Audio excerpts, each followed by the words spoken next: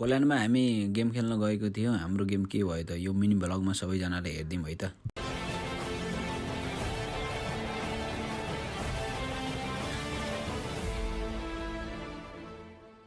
Hello guys, सबैलाई welcome छ है मेरो मिनी भ्लगमा।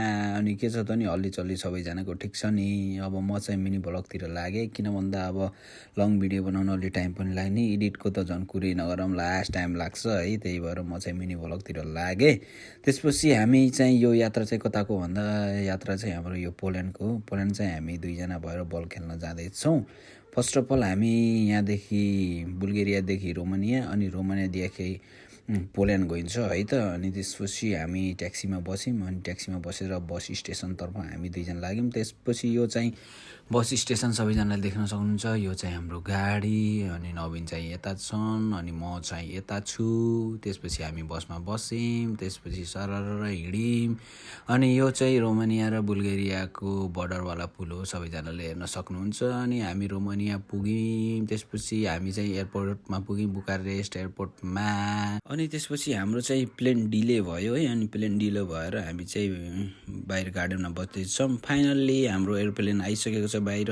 त्यसपछि हामीले बोर्डिङ पास लिएर अनि हामी भित्र छिर्यौँ। त्यसपछि हामी बसमा चढ्यौँ दुईजना भएर अनि बसबाट झरेर अब प्लेनमा बस्न जाँदैछौँ। ल हामी चाहिँ अनि प्लेनमा बसियो दुईजना एनसीहरू। अनि यो चाहिँ नाइट भ्यू हेर्न सक्नुहुन्छ माथिबाट, प्लेनबाट दामी देखिन्छ है सबैजनाले।